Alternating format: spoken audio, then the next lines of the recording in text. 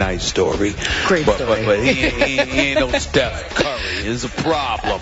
And talking all of that, all that chatter about what he was doing to Steph Curry. Right. I mean, for a guy that sat up there and picked Cleveland before the series began, I'm sitting there like this. Will you please be quiet? Stop talking about this, brother. This is a mistake because it's going to upset Steph Curry. Mm-hmm. Number 3, I have to acknowledge to you that, the absence of J.R. Smith. I mean, it has been so glaring. J.R. Smith is a guy that is supposed to be a talent, and he has been relegated to being nothing more than a shooter. And when his shot is not falling, there is nothing that goes right for him, and that's been the case. And then, of course, we look at David Blatt, some of the decisions that he's made. How does Timothy Mozgov go from registering 28 and 10 in Game 4 to playing 9 minutes in Game 5? It makes absolutely no sense whatsoever, particularly when you consider the fact that even Mike Miller and James Jones played more minutes than your 7-1 center, who's got some skills. I understand that Steve Kerr and the Golden State Warriors have been brilliant in terms of electing to go small. They've been playing small ball. We understand that. Their biggest player on the court at times has been Draymond Green. We get all of that. But at the same time, you can't run with them anyway. So why not try to change it up? Why not try to make them play your style by banging, getting physical, getting the ball inside and doing some damage? Unfortunately, that's not something they've elected to do, and that's why they find themselves down 3-2. It's a collection of things that are going on. It's not one thing, but those are just some of them. You made a whole bunch of points. I'm going to leave the Mozgov point for a few minutes from now. I'm going to go back to my takeaway from last night. Obviously, I picked Golden State to win this in 7 games. Yep. And I thought last night was a very weird basketball game because I'm going to remind everyone, with 4 minutes and 24 seconds left in that game, LeBron James had a point-blank jumper over Iguodala, right in the lane, just point-blank, 7 feet away, and it hit the back iron. If that goes in, it's 86-86. That's 4 minutes and 24 seconds left. LeBron had the pace in his favor. He had the low score in his favor. And it felt like to me, with 4:24 to go, LeBron had his team in perfect position to steal yet another game at Oracle. Right. And what happened from that point forward? Iguodala then goes down to the corner, the opposite corner, and hits a huge three-point shot. I thought that was the biggest shot of the game. Then LeBron doesn't box out on the next possession, and Iguodala gets an easy putback. All of a sudden, it's a 5-point game.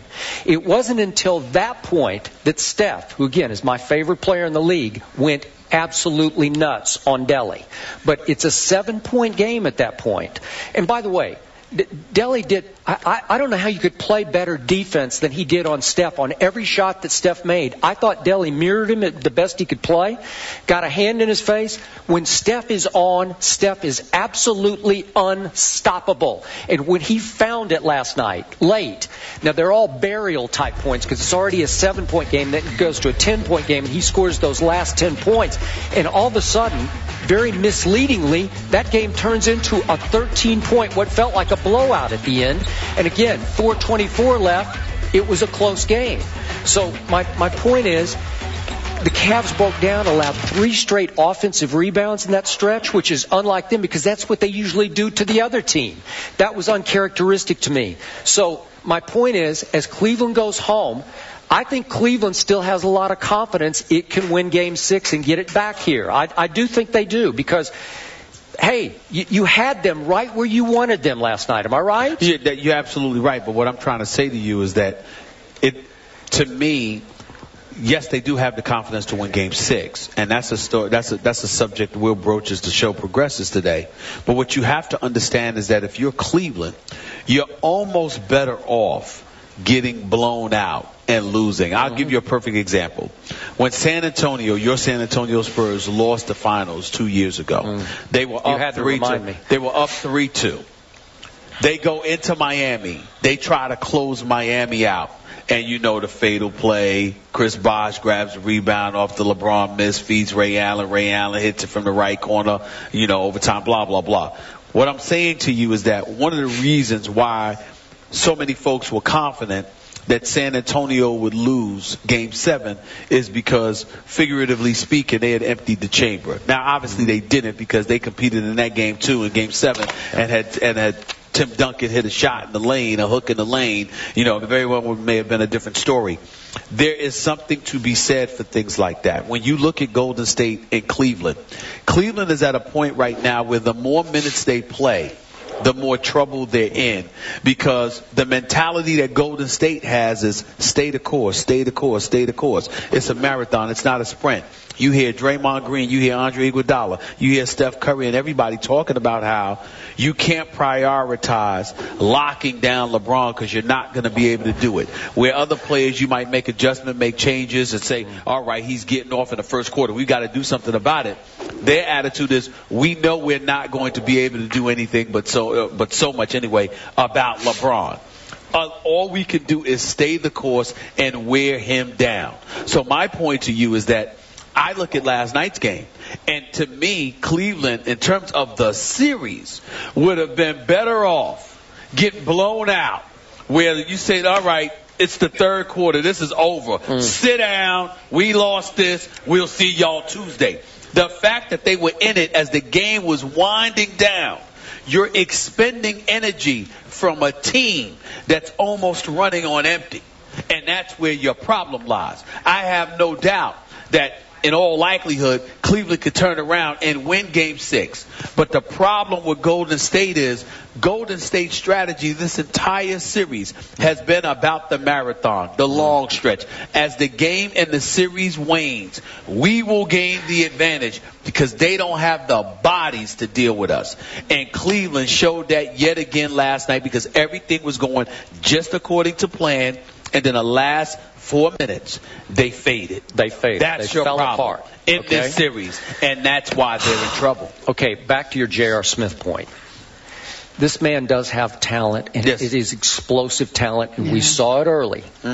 At one point, he obviously had a hot stretch, but he had 4 out of his first 8 shots. Right. And then all of a sudden, he disappears.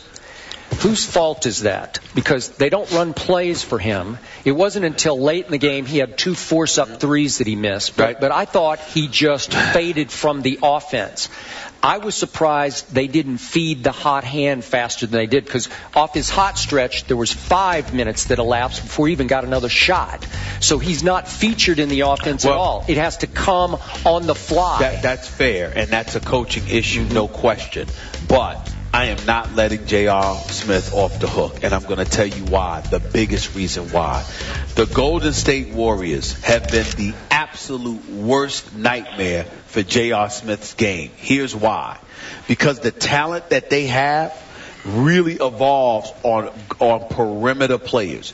Even the bigs, the so-called bigs they have outside of Andrew Bogut, the so-called bigs they have perimeter skills. What happens is that they are showing JR how you're supposed to play. Klay Thompson's averaging 18 points this series.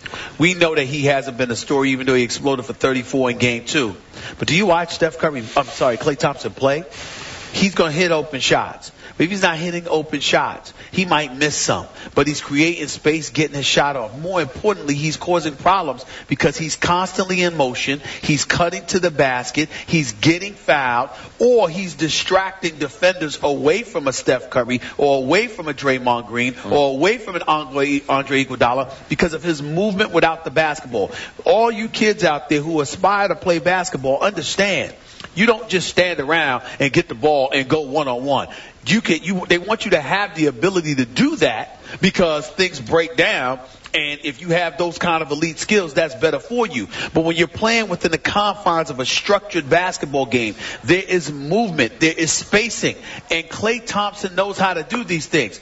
J.R. Smith has been exposed as an individual who has talent, who can take you one-on-one sometimes, whose handle isn't great, but he can shoot and he can hit big shots and contest the shots. The problem is there's more to NBA basketball than just spotting up and shooting. If J.R. Smith moved without the basketball, the way that Klay Thompson moves without the basketball, J.R. Smith could go to the free throw line, y'all. He could score from the free throw line. If he got there, he never gets there. You know why? Because J.R. Smith is busy jacking up shots. That's it. And what I'm saying to you is that you have to be able to know how to move without the basketball. And the crime in all of that, he's been in the league long enough. He's supposed to know better. And I'm looking at other guards that are doing the kind of things that J.R. Smith has the ability to do.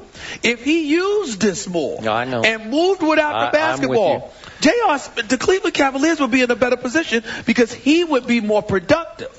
And that's the difference. Klay Thompson is playing the way J.R. Smith is supposed to be playing, but J.R. Smith doesn't use this the way Klay Thompson does. LeBron has to use this for J.R. LeBron has to feature J.R. more in the offense. And now let's move to your Mozgov point. Yep. I heard you say this on SportsCenter last night, and I wanted to throw something at the TV because I disagreed with you, but I knew I was going to get a shot at you here at 10 o'clock. Okay. 7 o'clock here. Understandable. Yes. Don't let him throw nothing at me. I won't. I won't. Protect. Silly me, I actually liked it that David Blatt decided to yank Mozgov from that game. Because what happened when Mozgov went 28-10 in Game 4 back in Cleveland? They lost by 21 points. And I loved it because yanking Mozgov kept that guy you just sarcastically referred to, Andrew Bogut, kept him on the bench the whole game. I'm so surprised. He is one of the best rim protectors in this game. He is one of the best. And LeBron James got to play all 4 quarters with no real rim protector unless you include Draymond in that. Okay. But again, LeBron James, for just about the whole game, really the whole game, he was the biggest and strongest player on the court. Seriously, when you think about it, who did Golden State have on the floor? Without Bogut, I know Festus played a little bit. 3 minutes and 12 seconds. Okay, so I'm not even going to count that. So LeBron James had his way. The lane should have belonged to him all night. Again, he put up huge numbers, but I'm saying it's really advantage LeBron. When you don't have any Bogut in there, all of a sudden it's just Draymond has to come off his guy